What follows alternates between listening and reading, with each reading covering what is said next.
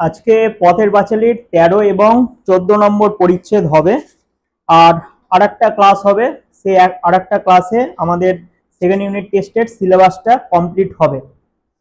তো এর আগের ক্লাসগুলোর মতন তোদেরকে আমি বলে দেবো কোথা থেকে কি প্রশ্ন আসবে না আসবে, তোরা কিন্তু আন্ডারলাইন করে নিবি।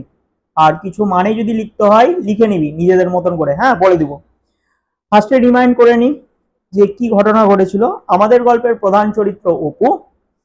এর আগের পরিচ্ছেদে পড়েছিলাম যে বিশালাক্ষী দেবী সম্পর্কে বিভিন্ন যে লৌকিক কাহিনীগুলো প্রচলিত ছিল তাদের গ্রামে, এবং কেন বিশালাক্ষী দেবী গ্রাম ছেড়েছিলেন, কিসের রাগ এসে পড়েছিল ইত্যাদি সম্পর্কে বিভিন্ন গল্প উপকথা এগুলো পড়েছিলাম।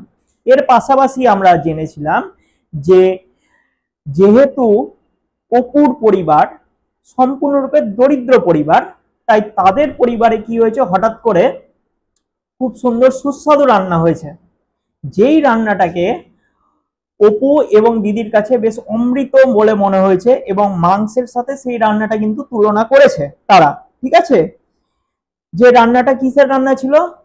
পাতালকোট। পাতালকোট হচ্ছে, আমি বলেছিলাম, একটা ছত্রাক, ব্যাঙের ছাতার মতন। সেই পাতালকোটের রান্না কিন্তু তাদের বাড়িতে হয়েছিল, এবং গরম গরম ভাত অনেকদিন পর হয়েছিল। এই গল্পগুলো আমরা পড়েছিলাম, তাই তো, এর আগের পরিচ্ছেদে। আজকে 13 নম্বর পরিচ্ছেদে আসি। বলেছে, দেখ, অপু সেদিন জেলে পাড়ায় কড়ি খেলিতে গিয়াছিল। কড়ি কি জিনিস? কড়ি হচ্ছে, আমরা সাধারণভাবে কড়ি বলতে বুঝি যে লক্ষ্মী পুজোর সময় বা বিভিন্ন পূজার সময় যে সাদা সাদা ছোট ছোট জিনিসগুলো যে ব্যবহার করা হয় সেগুলো কড়ি, এটা একটা হতে পারে। কিন্তু এখানে কড়ি বলতে শামুকের খোলসের কথা বলেছে। ক্লিয়ার? শামুকের খোলসের কথা বলেছে। এটা একটা তাদের গ্রাম্য খেলা ছিল। বেলা 2টা বা 2:30টার কম নয়, রৌদ্র অত্যন্ত প্রখর। স্বাভাবিকভাবেই বেলা 2-3টের সময়, 2টা-2:30টার সময়, 1টা-2টোর সময় রোদ কিন্তু বেশ চড়া থাকে, তাই তো। প্রথমে সে 3 কড়ি জেলেদের বাড়ি গেল। কে গেল এখানে? অপু গেল। 3 কড়ির ছেলে, আন্ডারলাইন হবে, 3 কড়ির ছেলে বঙ্কা। তাহলে 3 কড়ির ছেলের নাম কি পাচ্ছি? বঙ্কা। এ কি করছে? টেহারা তলায় বাখারি চাচিতে ছিল। বাখারি কি জিনিস? বাঁশের ফালি।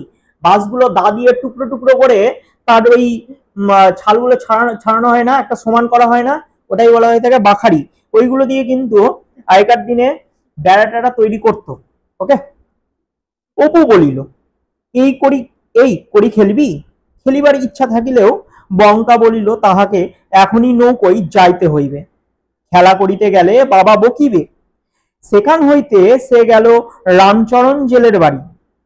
রামচরণ দাওয়ায় বসিয়া, দাওয়া মানে কি? বারান্দা। দাওয়ায় বসিয়া তামাক খাইতেছিল। তামাক তো বুঝি আমরা হুকা, তাই না? অপু বলিল, হৃদয় বাড়ি আছে? রামচরণ বলিল, হৃদয় কেন ঠাকুর? ঠাকুর হচ্ছে এখানে অপুর কথা বলছে। কড়ি খেলা বুঝি? এখন যাও, হৃদে বাড়ি নেই। আন্ডারলাইন হবে, কে কাকে এ কথা বলে। প্রশ্ন আসবে কিন্তু, হ্যাঁ, এই লাইন থেকে। তাহলে অপুকে বলে এই কথাটি, কে বলে? রামচরণ বলে। ক্লিয়ার হলো? ঠিক দুপুর বেলায় ঘুরিয়া অপুর মুখ রাঙা হইয়া গেল। স্বাভাবিকভাবেই দুপুরবেলা কাঠফাটা রোদে ঘুরতে ঘুরতে অনেকের মুখ কালো হয়ে যায়, আবার অনেকের মুখ হচ্ছে হালকা লাল লাল ছোপ ছোপ হয়ে যায়, তাই না? ওটাই বলছে, গরমে অস্থির হয়ে যাওয়া, মুখ রাঙা হইয়া গেল। আরো কয়েক স্থানে বিফল মনোরথ হইয়া ঘুরিতে ঘুরিতে বাবুরাম পাড়ুইয়ের বাড়ির নিকটবর্তী তেঁতুল তলার কাছে আসিয়া তাহার মুখ আনন্দে উজ্জ্বল হইয়া উঠিল। আন্ডারলাইন করবি, তাহার মুখ উজ্জ্বল হইয়া উঠিল। তার মুখ কোথায় এসে উজ্জ্বল হয়ে উঠলো? কোশ্চিন আসবে। তেঁতুল তলায় কড়ি খেলায় আড্ডা খুব জমি আছে, সকলেই জেলে পাড়ার ছেলে। তাহলে শুরুতেই বললাম কড়ি হচ্ছে শামুকের খোলা, আর এখানে হচ্ছে শামুক জাতীয় জিনিস কারা বেশি ব্যবহার করবে? নিশ্চয়ই জেলে সম্প্রদায়ের মানুষেরা ব্যবহার করবে, ওদেরই ছেলেরা এই জিনিসগুলো খেলছে। তার সাথে যোগ দিচ্ছে কে? আমাদের গল্পের প্রধান চরিত্র অপু। বোঝা গেছে? তাহলে সকলেই জেলে পাড়ার ছেলে, কেবল ব্রাহ্মণ পাড়ার ছেলের মধ্যে আছে পটু। তাহলে পটু হচ্ছে আমরা পাচ্ছি, এটা একটা ক্যারেক্টার এখানে। অপুর সঙ্গে পটুর তেমন আলাপ নেই, কারণ পটু যে পাড়ায় বাড়ি, অপুদের বাড়ি হইতে তাহা অনেক দূর। অপুর চেয়ে বয়সে পটু কিছু ছোট। অপুর মনে আছে প্রথম যেদিন সে প্রসন্ন গুরু মশাইয়ের পাঠশালায় ভর্তি হইতে যায়, সেদিন এই ছেলেটিকেই সে শান্তভাবে বসিয়া তাল পাতা মুখে পুরিয়া চিবাইতে দেখিয়াছিল। আমরা ফার্স্ট ইউনিট টেস্টে একটা পরিচ্ছেদে পড়েছিলাম যে প্রসন্ন গুরু মশাইয়ের কাছে অপু ফার্স্ট পড়তে গিয়েছিল, সেই সময় কি ঘটনা ঘটেছে না ঘটেছে ইত্যাদি। সেই সময় কিন্তু পেয়েছিলাম এই পটু নামটা। পটু কি করছিল, এক জায়গাতে বসে তাল পাতা কিন্তু চিবিয়ে চিবিয়ে খাচ্ছিল, সেটা হা করে কিন্তু অপু দেখছিল। ওকে, পটু কড়ির গেজে বাহির করিয়া দেখাইল। আচ্ছা, কড়ির গেজে, গেজে কি জিনিস? গেজে হচ্ছে কাপড় দিয়ে তৈরি একটা থলি, কাপড় দিয়ে তৈরি একটা থলি হচ্ছে গেজে বলে। তাহলে পটু কড়ির গেজে বাহির করিয়া দেখাইল, রাঙা সুতার বুনানি ছোট গেজেটি তাহার অত্যন্ত শখের জিনিস। বলিল, 17টা এনেছি, 7টা সোনা গোটে, হেরে গেলে আরো আনবো। পরে গেজেটা দেখাইয়া হাসি মুখে কহিল, কেমন দেখছিস?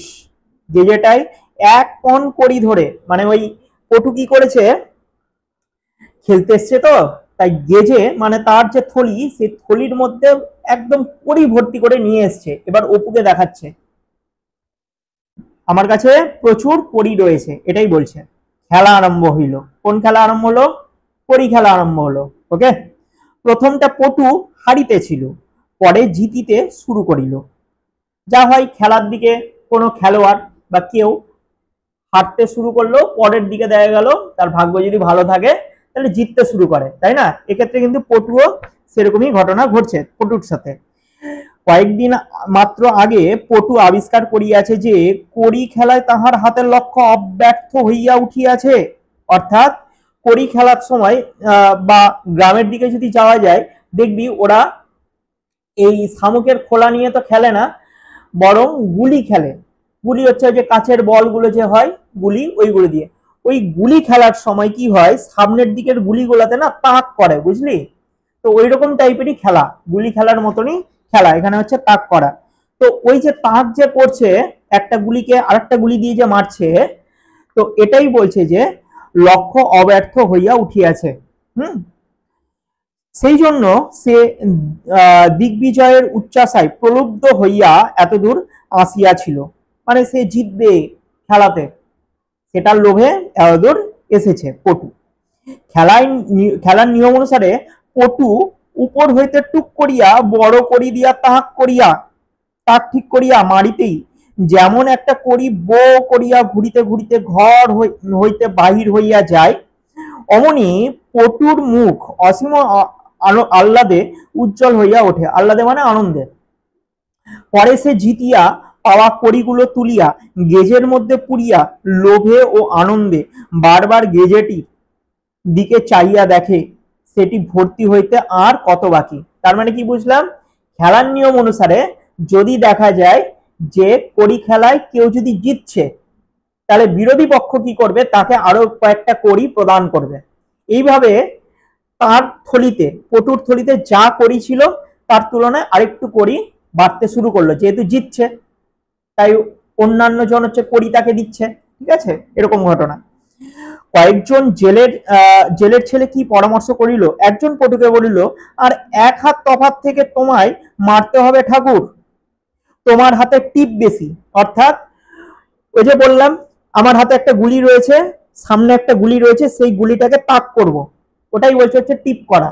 বুঝা গেছে? পটু বলিল, বারে তা কেন, টিপ বেশি থাকাটা দোষ বুঝি? তোমরাও যেত না, আমি তো কাউকে বারণ করিনি। পরে সে চারিদিকে চাহিয়া দেখিল জেলের ছেলেরা সব একদিকে হইয়াছে। পটু ভাবিল, এত বেশি কড়ি আমি কোনোদিনও জিতিনি, এই প্রথম কি করছে পটু, কড়ি কিন্তু জিতছে। ওকে, আর হিংসায় কিন্তু জ্বলে পড়ে একাকার হয়ে যাচ্ছে কারা? জেলে ছেলেগুলো। বোঝা গেছে এখানে? আজ আর খেলছি না, খেললে কি আর এই কড়ি বাড়ি নিয়ে যেতে পারবো? আবার 1 হাত বাদ বেশি, সব হেরে যাব। হঠাৎ সে কড়ির ছোট্ট থলিটি হাতে লইয়া বলিল, আমি 1 হাত বেশি নিয়ে খেলবো না, আমি বাড়ি যাচ্ছি। অর্থাৎ যা করি সংগ্রহ করেছে এতটুকু খেলাতে যথেষ্ট। ওকে, পটুর কাছে যথেষ্ট, পটু আর খেলতে চাইছে না। আর অপরদিকে জেলের ছেলেগুলোও তো ছাড়বে না তাকে যতক্ষণ না হারছে। হ্যাঁ, এরকম। তো পরে জেলে ছেলেদের ভাবভঙ্গি ও চোখের নিষ্ঠুর দৃষ্টি দেখিয়া সে নিজের অজ্ঞাতসারে নিজের কড়ির থলিটি শক্ত মুঠাই চাপিয়া রাখিল।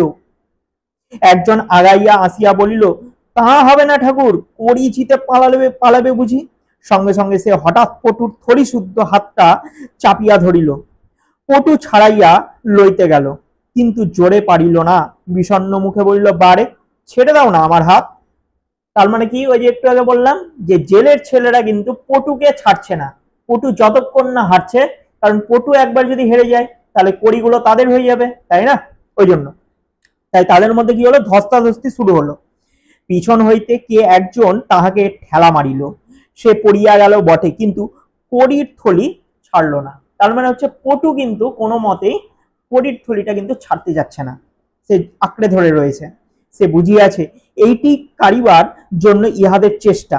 পড়িয়া গিয়া সে প্রাণপণে থলিটা পেটের কাছে চাপিয়া রাখিতে গেল, কিন্তু একে সে ছেলে মানুষ, মানে বাচ্চা মানুষ, ওকে, তাহাতে গায়ের জোরও কম। জেলে পাড়ায় বলিষ্ঠ ও তাহার চেয়ে বয়সে বড় ছেলেদের সঙ্গে কতক্ষণ জুঝিতে পারে, মানে লড়াই করতে পারে, পাল্লা দিতে পারে। জুঝিতে মানে পাল্লা দেওয়া, ওকে। হাত হইতে কড়ির থলিটি অনেকক্ষণ কোন ধারে ছিটকাইয়া পড়িয়াছিল। তার মানে ধস্তাধস্তিতে তার হাতের মুঠোতে যে কড়ির থলিটা যে ছিল সেটা কিছু দূরে গিয়ে ছিটকে পড়ে যায়। সেই সময় কি হয়, আন্ডারলাইন করবি পরের লাইনটা, কড়িগুলো চারিধারে ছত্রাকার হইয়া গেল। ছত্রাকার মানে হচ্ছে এলোমেলো হয়ে যাওয়া। তাহলে এই লাইন থেকে প্রশ্ন আসে যে কিভাবে কড়িগুলো কি চারিদিকে ছড়িয়ে পড়েছিল বা ছত্রাকার হয়ে গিয়েছিল। 2 নম্বরের প্রশ্ন কিন্তু আসে। ক্লিয়ার হলো? তাহলে বোঝা গেছে এতদূর? কোনো কঠিন নাই, ইন্টারেস্টিং আছে। নেক্সট বলেছে যে অপু প্রথমটা পটুর দুর্দশায় একটু খুশি না হইয়া তাহা নয়। অপু কিন্তু এই কর্মকাণ্ডগুলো পাশে দাঁড়িয়ে দাঁড়িয়ে দেখছিল, পটুর সাথে কি ঘটনা ঘটছে না ঘটছে ইত্যাদি। মানে দেখছে যে পটুর সাথে জেলের ছেলেগুলো হচ্ছে লড়াই লেগেছে, কড়িগুলো কাটার চেষ্টা করছে, তাই তো এগুলো। তো অপু প্রথমটা পটুর দুর্দশায় একটু খুশি না হয়েছিল তাহা নয়, কারণ ও অনেক কড়ি হারিয়াছে। কিন্তু পটুকে পড়িয়া যাইতে দেখিয়া, বিশেষ করিয়া তাহাকে অসহায়ভাবে পড়িয়া মার খাইতে দেখিয়া তাহার বুকের মধ্যে কেমন করিয়া উঠিল। সে ভিড় ঠেলিয়া আগাইয়া গিয়া বলিল, ছেলে মানুষ, ওকে তোমরা মারছো কেন? তাহলে অপু সাহস করে কিন্তু জেলের ছেলেদের কাছে গেছে, এই লড়াই থামাও, তোমায় মারছো কেন এই বাচ্চা ছেলেটাকে, এরকম, বারে ছেড়ে দাও, ছাড়ো। পরে সে পটুকে মাটি হইতে উঠাইতে গেল। এবার পটু তো মাটির মধ্যে চিটপাটাং হয়ে পড়েছিল, এবার অপু তার হাতটা ধরে টানছে। সেই সময় অপু ওঠ বলছে, কিন্তু পিছন হইতে কাহার হাতের ঘুষি খাইয়া খানিকক্ষণ সে চোখে কিছু দেখিতে পাইল না। তারপর ঠেলাঠেলিতে সে ও মাটিতে পড়িয়া গেল। তাহলে হচ্ছে কি হলো ব্যাপারটা, যে একে তো ঘুষি খেয়েছে অপু, হ্যাঁ, মানে তাকে ছাড়াতে গিয়ে, মানে লড়াইটা মীমাংসা করতে গিয়ে অপু পাল্টা ঘুষি খেয়ে নিয়েছে জেলের ছেলের কাছে। সেই অবস্থায় কি হয়েছে, সেও মাটিতে পড়ে গেল, অপুও মাটিতে পড়ে গেল। এবার বাড়ি ঢুকিয়া অপু দুর্গাকে বলিল, দিদি, শিউলিতলায় গুড়ির কাছে আমি একটা বাঁকা কঞ্চি রেখে গিয়েছি। কঞ্চি আমরা বুঝি যে বাঁশের যে সরু যে লাঠিগুলো যে হয়, ওইগুলো আগেকার দিনের টিচারদের একটা মেন অস্ত্র ছিল। ঠিক আছে, কঞ্চির বাড়ি খেয়েছিস তোরা? আমি খেয়েছি কঞ্চির বাড়ি, কমন ছিল এগুলো। তো বাঁকা কঞ্চি রেখে গিয়েছি, তাই আর তুই বুঝি সেটাকে ভেঙে 2 খণ্ড করে রেখেছিস। তাহলে একে তো অপু মার খেয়েছে, ঘুষি খেয়েছে, তার উপর দিদির কাছে গিয়ে বলছে যে আমার ওই যে শিউলিতলায় গুড়ির কাছে যে বাঁশের যে বাঁকা বাঁকা যে কঞ্চিটা যে রয়েছে সেটা কই রে, ওটা নিশ্চয়ই তুই ভেঙে ফেলেছিস, তাই তো? তো দুর্গা সেখানেই ভাঙিয়াছিল ঠিকই, হ্যাঁ, মানে ভেঙে দিয়েছিল সেই ওই ইয়েটা, কঞ্চিটা। তো বলছে যে আহা, ভারী তো একখানা বাঁকা কঞ্চি, তোর যত পাগলামি, বাঁশ বাগানে খুঁজলে কঞ্চি আর মিলবে না বুঝি, কঞ্চির ভারী অমিল কিনা। মানে এমন ভাব করছে যেন মনে হয় কঞ্চি পাওয়া যাবে না। আরে কঞ্চি ভেঙেছে, ঠিক আছে আমি দিয়ে দিব, দুর্গা দিদি বলছে, তুই চোখ, তুই শান্ত হ। অপু লজ্জিত মুখে বলিল, অমিল না তো কি, তুই এনে দে দেখি ওই রকম একখানা কঞ্চি, আমি কত খুঁজে পেতে নিয়ে আসবো, আর তুই সব ভেঙে চুরে রাখবি, বেশ তো। তার চোখে জল আসিয়া গেল। দুর্গা বলিল, দেব, এনে যত চাস, কান্না কিসের তোর? বাঁকা কঞ্চি অপুর জীবনে এক অদ্ভুত জিনিস, আন্ডারলাইন হবে। তাহলে অপুর জীবনে অদ্ভুত জিনিসটা কি? বাঁকা কঞ্চি। এখান থেকে প্রশ্ন আসে কেন এটাকে অদ্ভুত বলা হয়েছে, কেন? দেখ বলছে পরের লাইনে আমরা জানতে পারবো, একখানা শুকনো হালকা গোড়ার দিক মোটা, আগার দিক সরু বাঁকা কঞ্চি হাতে করিলেই অপুর মন পুলকে মানে আনন্দে শিহরিয়া ওঠে, মনে অদ্ভুত সব কল্পনা জাগে। একখানা বাঘা কঞ্চি হাতে করিয়া একদিন সে সারা সকাল কি বৈকাল আপন মনে বাসবনে পথে কি নদীর ধারে বেড়ায়, কখনো রাজপুত্র, কখনো তামাকের দোকানি, কখনো ভ্রমণকারী, কখনো বা সেনাপতি, কখনো মহাভারতের অর্জুন কল্পনা করে এবং আপন মনে বিড়বিড় করিয়া কাল্পনিক ঘটনা যাহা ওই অবস্থায় তাহার জীবনে ঘটিলে তাহার আনন্দ হইত সেই সব ঘটনা বলিয়া যায়। তার মানে কঞ্চি হাতে পেলে সে নিজেকে কোনো সময় বিভিন্ন ক্যারেক্টারের মধ্যে ঢুকে যায়, কোনো সময় মহাভারতের ক্যারেক্টারে ঢুকে যাচ্ছে, কোনো সময় হয়তো সেনাপতি বলে নিজেকে মনে করছে, কোনো সময় হচ্ছে দেখা গেল যে কোনো ভ্রমণকারী বা তামাকের দোকানি, এগুলোর সাথে কিন্তু কি করছে না নিজের কল্পনা করছে। কে কল্পনা করছে এখানে? অপু। বোঝা গেছে? কঞ্চি যত মনের মতো হালকা হইবে ও পরিমাণ মতো বাঁকা হইবে তাহার আনন্দ ও কল্পনা ততই পরিপূর্ণতা লাভ করে, কিন্তু সেরকম কঞ্চি সংগ্রহ করা যে কত শক্ত অপু তাহা বোঝে, কত খুঁজিয়া তবে একখানা মেলে। কঞ্চি দিয়ে কিন্তু গ্রামের দিকের ছেলেরা তীর ধনুক ভালো বানায়। হ্যাঁ, মানে তীর ধনুকের যে ধনুকটা সেটা বেঁকিয়ে পাঠের দড়ি বেঁধে বেশ সুন্দরভাবে কিন্তু একটা খেলার মতন অস্ত্র তৈরি করে, তারা তারা খেলে। আমি খেলেছি, প্রচুর খেলেছি ছোটবেলা। ঠিক আছে, বাঁশের কঞ্চি এভাবে বেঁকিয়ে সুতো বেঁধে দড়ির ওই পাট দড়ির সুতো বেঁধে আর পাটকাঠি নিতাম, পাটকাঠি দিয়ে তীর মারতাম, তীর তৈরি করতাম, তীর দিয়ে এইভাবে ছুটতাম। আমি সমেত অনেকেই এরকম টাইপের খেলা খেলেছি। ঠিক আছে, মামার বাড়ির দিকে সব ওই কাঁঠালের জঙ্গল টঙ্গল ছিল, খোলা মাঠ টাট আছে। হ্যাঁ, ওখানে বেশ মজা টজা হতো ছোটবেলা। বোঝা গেছে এতদূর? আচ্ছা, তো তাই হচ্ছে কঞ্চি দিয়ে কিন্তু গ্রামের ছেলেরা বেশ ভালোই এই জাতীয় জিনিসগুলো খেলে, বাঁকানো যেই সমস্ত কঞ্চিগুলো হয়। ঠিক আছে, বোঝা যাচ্ছে তো এতদূর? তাহলে অপু যে বাঁকা কঞ্চি হাতে এরকম করিয়া বেড়ায় এ কথা কেউ না শুনিতে পারে, অপুর সেদিকে অত্যন্ত চেষ্টা। এরূপ অবস্থায় লোকে তাহাকে আপন মনে বকিতে দেখিলে পাগল ভাবিবে বা অন্য কিছু মনে করিবে, এই আশঙ্কায় সে পারতপক্ষে জনসমাগমপূর্ণ স্থানে অথবা যেদিকে কেহ হঠাৎ আসিয়া পড়িতে পারে সেসব দিকে না গিয়া, আচ্ছা পারতপক্ষে মানে কি? সম্ভব হলে, ওকে, সম্ভব হলে গিয়া কোথায় গিয়ে পড়ছে? বলছে নদীর ধারে নির্জন বাসমনের পথে নিজের বাড়ির পিছনে তেঁতুল তলার ঘরে। এই অবস্থায় তাহাকে কেহ না দেখে সেদিকে তাহার অত্যন্ত সতর্ক দৃষ্টি। কেউ দেখে ফেললে কি হবে? লজ্জা লজ্জা একটা ভাব চলে আসবে অপুর মনে, তাই না? তাই নিজের খেলা সবার চোখের আড়ালে এই কঞ্চি নিয়ে কিন্তু খেলে। ওকে, তাই সতর্ক দৃষ্টি, কেউ যাতে দেখে না ফেলে, তাহলে তো আমি লজ্জা পেয়ে যাবো, আমি নিজের ক্যারেক্টারের মধ্যে ঢুকে যাচ্ছি, মহাভারতের ক্যারেক্টার, ভ্রমণকারীর ক্যারেক্টার, তাই না, ইত্যাদি, কখনো হচ্ছে সেনাপতির ক্যারেক্টার, এইগুলো। তো বলছে তারপর যে কচ্ছিত যদি কেহ আসিয়া পড়ে, মানে হঠাৎ, কচ্ছিত মানে হঠাৎ, হঠাৎ যদি কেউ আসে পড়ে তখন সে জিপ কাটিয়া, জিপ কখন কাটে? যখন মানুষজন লজ্জা পায়, তাই তো? জিপ কাটিয়া হাতের কঞ্চিকানা ফেলিয়া দেয়, পাছে কেহ কিছু মনে করে, এই জন্য তাহার ভারী লজ্জা। কেবল জানে তাহার দিদি তাহাকে এই অবস্থায় দু একবার দেখিয়া ফেলিয়েছিল, মানে ওই যে কঞ্চি নিয়ে খেলতে খেলতে শুধুমাত্র দিদি দু একবার অপুকে কিন্তু দেখে ফেলেছিল যে তার ভাই অপু কঞ্চি নিয়ে কিন্তু খেলছে। বোঝা গেছে এতদূর? কাজেই দিদির কাছে আর লুকাইয়া কি হবে, তাই সে বাঁকা কঞ্চির কথা দিদিকে স্পষ্টতই জিজ্ঞাসা করিল। অন্য লোক হইলে লজ্জায় অপু কখনোই এ কথা উল্লেখ করিতে পারিত না। যদিও কেউই জানে না অপুর সহিত বাঁকা কঞ্চির কি রহস্যময় সম্পর্ক, তবুও অপুর মনে হয় সকলেই সে কথা জানে বলিয়া সকলে তাহাকে পাগল বলিয়া ঠাট্টা করিবে। কে বুঝিবে একখানা বাঁকা কঞ্চি হাতে পাইলে সে না খাইয়া দাইয়া নদীর ধারে কি কোনো জনহীন বনের পথে কি অপূর্ব আনন্দে সারাদিন একা একা কাটাইয়া দিতে পারে। দিদিকে অনুরোধ করিয়াছিল মাকে যেন এসব বলিস নে দিদি। দুর্গা বলে নাই, সে জানে অপু একটা পাগল বাচ্চা ছেলে তো, ভারী মমতা হয় ওর উপর, ছোট্ট বোকা আদুরে ভাইটা, এসব মাকে বলিয়া কি হইবে। তাই তো, সামান্য একটা ব্যাপার, বাচ্চা মনে খেলছে, খেলুক না, দিদি ভাবছে, দিদি দুর্গা ভাবছে, ঠিক আছে বলবো না, ভাই যা করছে করুক, নিজের মতন করে খেলুক। তাহলে এখানে আমাদের 13 নম্বর পরিচ্ছেদটা শেষ হলো। কি জানলাম এখানে 13 নম্বর পরিচ্ছেদে কি কি জানলাম? অপুর কঞ্চির প্রতি যে একটা ভালোবাসা, কিভাবে খেলে না খেলে ইত্যাদি, এগুলো যেমন জানলাম, তেমনি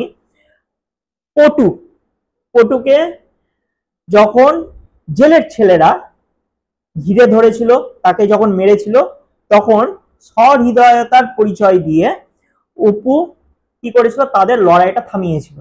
এগুলো আমরা 13 নম্বর পরিচ্ছেদে জানলাম। এবার 14 নম্বর পরিচ্ছেদ। 14 নম্বর পরিচ্ছেদটা আরো ইন্টারেস্টিং, খুব হাসি, দেখ খুব ভালো লাগবে, এবং এখান থেকে কিন্তু তোদের 5 নম্বরের প্রশ্ন আসবে, আর শর্ট কোশ্চেন তো আসেই। তো বলছে যে একদিন সে দুপুরবেলা বাপের অনুপস্থিতিতে, মানে বাবার অনুপস্থিতিতে, ঘরের দরজা বন্ধ করিয়া চুপি চুপি বইয়ের বাক্সটা লুকাইয়া খুলিল। এর আগের পরিচ্ছেদে পড়েছিলাম যে একটা তার যে কুড়ে ঘর ছিল, বিভিন্ন বাক্স টাক্স ছিল, পুরনো বইপত্র ছিল ইত্যাদি, ওই যে ওই বাক্সটা খুলিল। অধীর আগ্রহের সহিত সে এ বই ও বই খুলিয়া খুলিয়া খানিকটা করিয়া ছবি দেখিতে ও খানিকটা করিয়া ছবি দেখিতে, এবং খানিকটা করিয়া বইয়ের মধ্যে ভালো গল্প লেখা আছে কিনা দেখিতে লাগিল।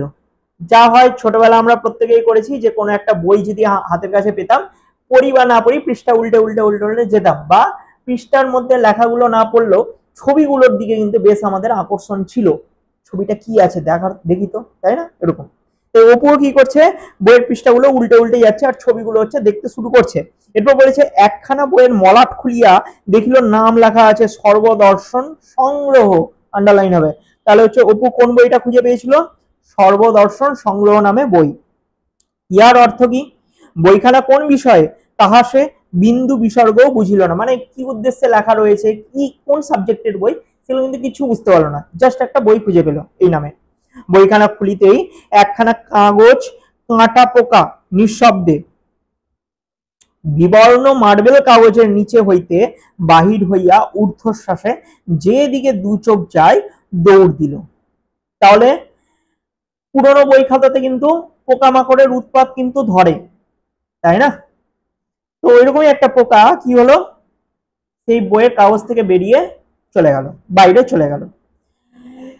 এরপর কি হচ্ছে দেখ, অপু বইখানা নাকের কাছে লইয়া গিয়া ঘ্রাণ নইল, কেমন পুরনো গন্ধ। বইপত্রের কিন্তু নতুন বইয়ের সেন্ট একটা থাকে, তেমনি কিন্তু পুরনো বইয়েরও কিন্তু একটা সেন্ট থাকে। অপু বইয়ের সেই সুগন্ধি বা ঘ্রাণ গ্রহণ করার চেষ্টা করলো।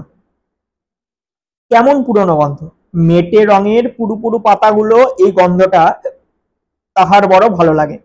মেটে রঙের, দেখবি পুরনো বইপত্রগুলো বাড়িতে যদি থাকে, বহু পুরনো বই, পাতাগুলো কি হয়, একদম ফিনফিনে হয়ে যায়, জোরে যদি পৃষ্ঠা যদি উল্টানো যায় ছিঁড়ে চলে আসে, এরকম মনে হয়, মানে পাপড় ভাজা টাইপের। আবার ঠিক একইভাবে পুরনো পৃষ্ঠাগুলোর কালারটা কিন্তু পরিবর্তন হয়ে যায়, হলুদ কালারে পরিবর্তন হয়ে যায়, বা হালকা বাদামি কালার চলে আসে, বা ছাই ছাই কালারের চলে আসে, তাই না? আছে তো ওইরকম, তো বিবর্ণ হয়ে গিয়েছে। তো মেটে রঙের পুরো পুরো পাতাগুলোর এই গন্ধটা তাহার বড় ভালো লাগে। গন্ধটাই কেবল বাবার কথা মনে করিয়া দেয়, কারণ এটা বাবার আমলের বই, পুরনো বই, তাই তো। লুকিয়া পড়িতে পড়িতে এই বইখানাতেই একদিন সে পড়িল বড় অদ্ভুত কথাটা। কি কথা দেখ, বলছে হঠাৎ শুনিলে মানুষ আশ্চর্য হইয়া যায় বটে, কিন্তু ছাপার অক্ষরে বইখানার মধ্যে এ কথা লেখা আছে, আন্ডারলাইন হবে, কোন কথা পরের লাইনে জানবো। বলছে সে পড়িয়া দেখিল, কি পড়ছে, বলছে পারদের গুণ বর্ণনা করিতে করিতে, আন্ডারলাইন কর, পারদের গুণ বর্ণনা করিতে করিতে লেখক লিখিয়াছেন, শকুনির ডিমের মধ্যে পারদ পুরিয়া কয়েকদিন রৌদ্রে রাখিতে হয়, পরে সে ডিম মুখের ভিতর পুরিয়া মানুষ ইচ্ছা করিলে শূন্য মার্গে বিচরণ করিবার ক্ষমতা প্রাপ্ত হয়। শূন্য মার্গে মানে কি? আকাশে ওড়া। ব্যাপারটা বুঝিয়ে দিচ্ছি। শকুনির ডিম, শকুন তো এখন লুপ্ত হয়ে গেছে, তাহলে শকুনির ডিম পেড়েছে, ওই ডিমের মধ্যে নাকি পারদ মিশিয়ে কিছুদিন যদি রোদে রাখা যায় এবং তারপর ওই ডিমটা যদি খাওয়া যায়, তাহলে মানুষ কি হবে? উড়ি উড়ি যায়, তাই তো? উড়ি উড়ি যায় আকাশে। পারদ আমরা সায়েন্সে পড়েছি, যেটাকে মার্কারি বলে। অপু নিজের চক্ষুকে বিশ্বাস করিতে পারিল না, আবার পড়িল, মানে লেখাটা একদম পড়ে আল্লাদে একগার হয়ে গেছে, অবাক হয়ে গেছে। আরে বাপে, এমন কি সম্ভব নাকি? আকাশে উড়ে বেড়াবো, কি মজা! ওই জন্য আবার পড়ছে। পরে নিজের ডালা ভাঙা বাক্সটার মধ্যে বইখানা লুকিয়া রাখিয়া বাইরে গিয়া কথাটা ভাবিতে ভাবিতে সে অবাক হইয়া গেল। মাথা থেকে আর কিন্তু সরতে পারছে না যে কি পড়লাম, আহা কি পড়লাম। দিদিকে জিজ্ঞাসা করে, শকুনির বাসা বাঁধে কোথায় জানিস দিদি? তাহার দিদি বলিতে পারে না। সে পাড়ার ছেলেদের, সতু, নীলু, কানু, পটল, নেড়া সকলকে জিজ্ঞাসা করে। কেউ বলে সে এখানে নয়, উত্তর মাঠে উঁচু গাছের মাথায়। তাহার মা বকে, এই দুপুরবেলা কোথায় ঘুরে বেড়াস রে? অপু ঘরে ঢুকিয়া শুইবার ভান করে। বইখানা খুলিয়া সে জায়গাটা আবার পড়িয়া দেখে। আশ্চর্য, এত সহজে উড়িবার উপায়টা কেউ জানে না। হয়তো এই বইখানা আর কারো বাড়ি নাই, শুধু তাহার বাবারই আছে। হয়তো এই জায়গাটা আর কেহ পড়িয়া দেখে নাই, শুধু তাহার চোখেই পড়িয়াছে এতদিনে। ঠিক আছে, বইখানার মধ্যে মুখ গুজিয়া আবার সে আঘ্রাণ লয়, মানে হচ্ছে সুগন্ধ, বইয়ের যে সেন্টটা সেটা শুকে। সেই পুরনো গন্ধটা। এই বইয়ে যাহা লেখা আছে তাহার সত্যতা সম্বন্ধে তাহার মনে আর কোনো অবিশ্বাস থাকে না। পারদের জন্য ভাবনা নাই। পারদ মানে পাড়া, সে জানে, সংক্ষেপে পাড়া বলে। ঠিক আছে, পারদকে সংক্ষেপে পাড়া বলে। আয়নার পিছনে পাড়া মাখানো থাকে, দেখবি ভাঙা আয়নার পিছনে একটা কমলা রঙের আস্তরণ থাকে না, ওটা কিন্তু মার্কারি। ওকে, ওটা হচ্ছে পারদ, মাখানো থাকে। একখানা ভাঙা আয়না বাড়িতে আছে, উহা জোগাড় করিতে পারিবে এখন, কিন্তু শকুনের ডিম এখন সে কোথায় পায়? কি আশ্চর্য! মহা মুশকিলে পড়লো অপু, তাই না? দুপুরে খাওয়া দাওয়ার পরে একদিন তাহার দিদি ডাকে, আয় শোন অপু, মজা দেখবি আয়। পরে সে এক মুঠো পাতের ভাত লইয়া বাড়ির খিড়কির দোর, মানে একদম সদর দরজার দিকে বাঁশবাগানে গিয়া হাঁক দেয়, আয় ভুলো তু, মানে কুকুরকে ডাকছে। ডাক দিয়া দুর্গা ভাইয়ের দিকে হাসি হাসি মুখে চুপ করিয়া থাকে, যেন কি অপূর্ব রহস্যপুরীর দুয়ার এখনই তাহাদের চোখের সামনে খুলিয়া যায়। হঠাৎ কোথা হইতে কুকুরটা আসিয়া পড়িতেই দুর্গা হাত তুলিয়া বলিয়া ওঠে, ওই আসছে, কোত্থেকে এলো দেখলি? খুশিতে সে হি হি করিয়া হাসে। এই আমরা অনেকেই আছি, দুপুরবেলা হোক বা রাত্রেবেলা হোক, খাওয়ার পর সামান্য একটু খাবার পথের কুকুরদের জন্য অনেকেই কিন্তু দেয়, তু করে ডাকে, চলে আসে কিন্তু সবাই মিলে, তাই না?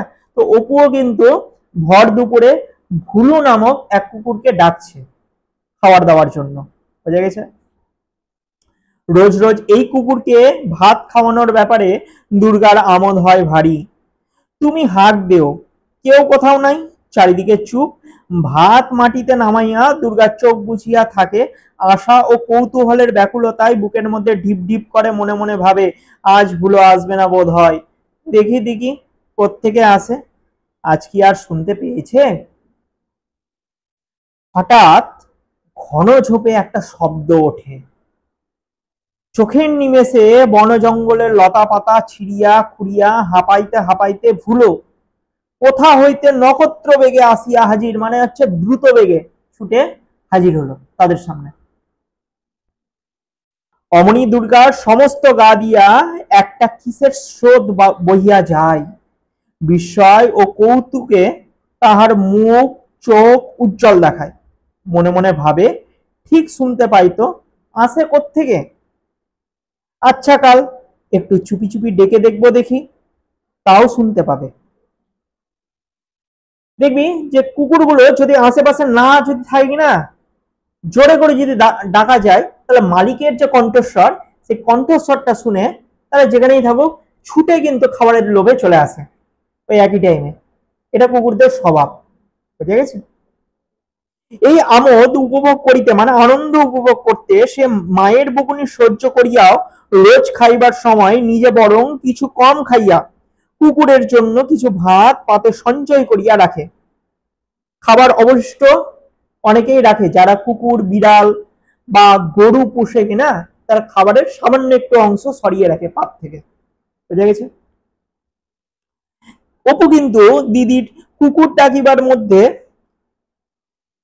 কি আমোদ আছে তাহা খুঁজিয়া পায় না। কেন পায় না? কারণ সে তো চিন্তায় পড়েছে, কবে থেকে পাবে, শকুনের ডিম পাবে, তাই না? ওই আশায়।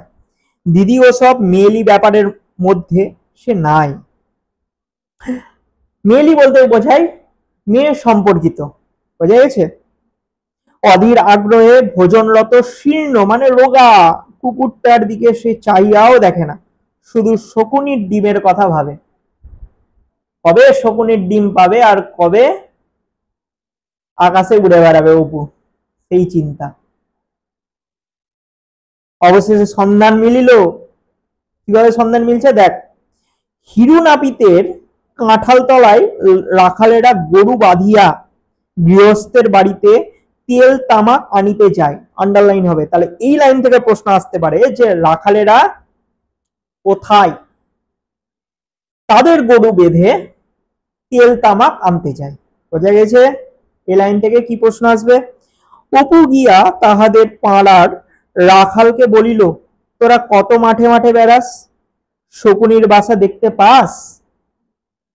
রাখালকে যারা গরু চড়ায় ওদেরকে গিয়ে জিজ্ঞাসা করছে অপু, আমায় যদি একটা শকুনের ডিম এনে দিস আমি 2 পয়সা দেব। অপু অফার করলো, ঠিক আছে? শকুনের ডিম একটা যদি আমাকে এনে দেওয়া যায় তবে 2 পয়সা আমি তোমাকে দিব, এটা অফার করছে, ঠিক আছে অপু?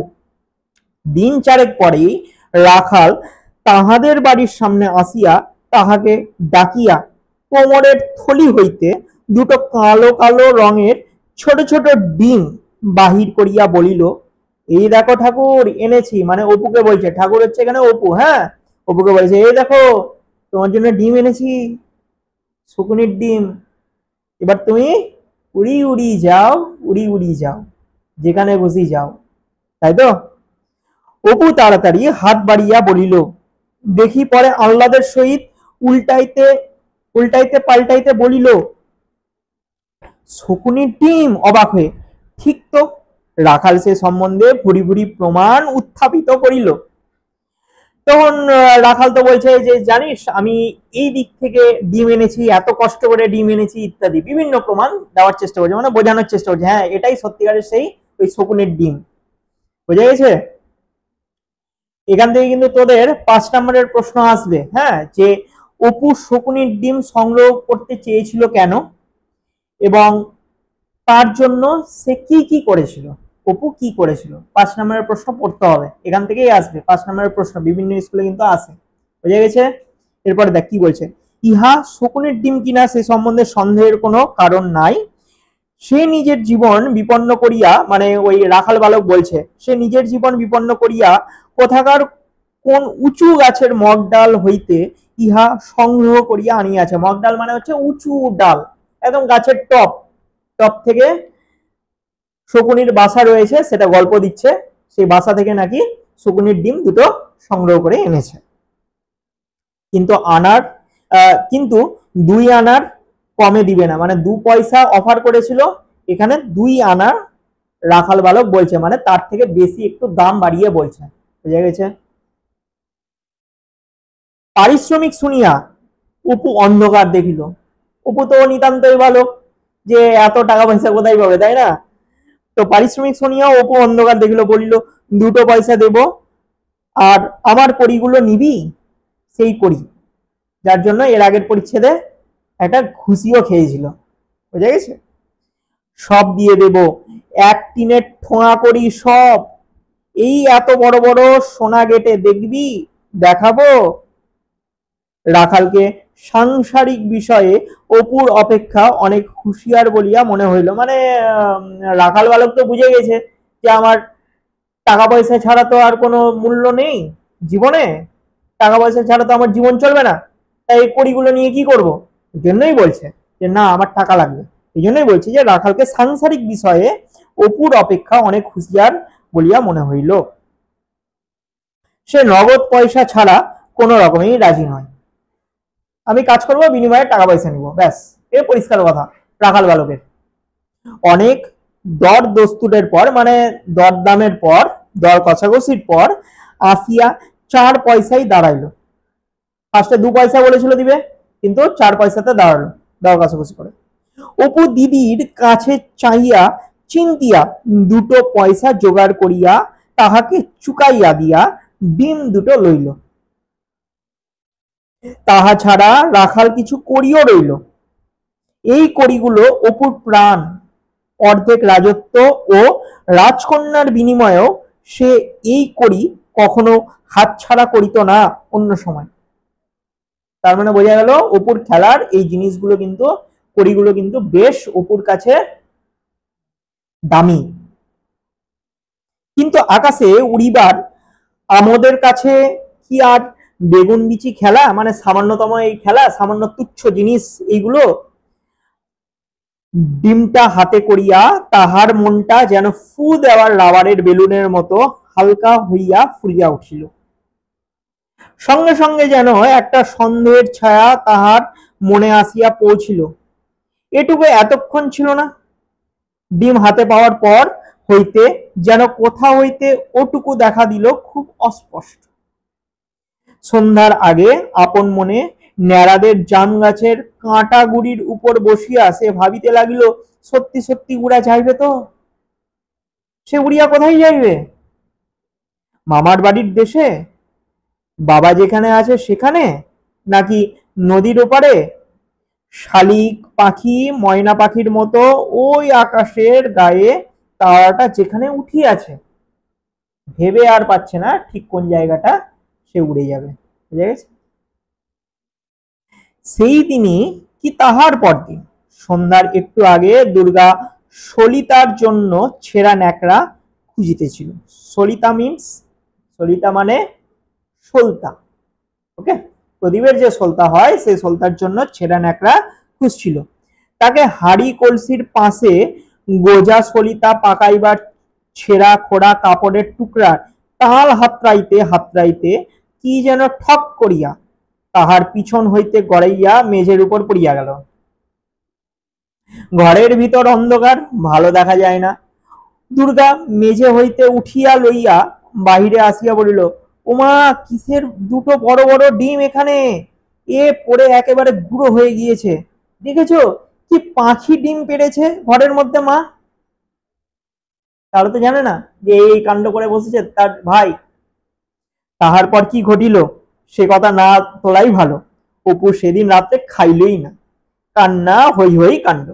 তাহার মা ঘাটে গল্প করে, ছেলেটার যে কি কাণ্ড, ওমা, এমন কথা তো কখনো শুনিনি। শুনেছো সেজ ঠাকুরজি, মানে ওই ঘাটে মহিলারা দল বেঁধে স্নান টান করতে গেছে বা জল টল আনতে গেছে, সবাই মিলে গল্প করছে যে তার ছেলের ব্যাপারে। সেজ ঠাকুরজি, শুনেছো কি হয়েছে? শকুনের ডিম নিয়ে নাকি মানুষ উঠতে পারে। ওই ওদের বাড়ির রাখাল ছোড়াটা বদমায়েশের ধাড়ি, তাকে বুঝি বলেছে সে কোত্থেকে 2 কাগের না কিসের ডিম বলেছে এই নাও শকুনের ডিম, মানে কাগের ডিম এনে বলছে এটা শকুনের ডিম। ভারী অদ্ভুত। তার মানে একদম ডাহা ঠকানো ঠকিয়েছে, ঠিক আছে? মানে এমন ভাবে প্রমাণ প্রমাণ দিয়েছে যে আমি উঁচু মগডাল থেকে এত কষ্ট করে 2 ডিম তোমার জন্য জোগাড় করেছি, তাও আবার শকুনের ডিম, তুমি পয়সা দিবা না মানে 4 আনা তোমাকে দিতেই হবে। আর শেষে কি হলো, শকুনের ডিমের বদলে কাকের ডিম। তাই নাকি আবার 4 পয়সা দিয়ে কিনেছে তার কাছে।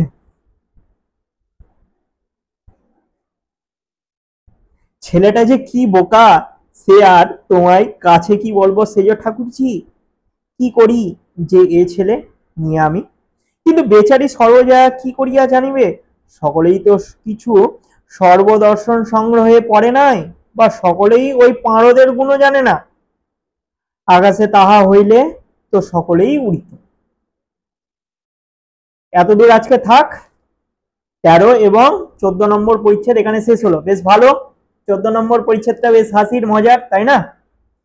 নেক্সট দিন 15 এবং 16 নম্বর পরিচ্ছেদ পড়িয়ে 17 এবং 18 অবধি রয়েছে, পড়িয়ে শেষ হবে। ঠিক আছে সিলেবাসটা, আজকে আদর থাকবে।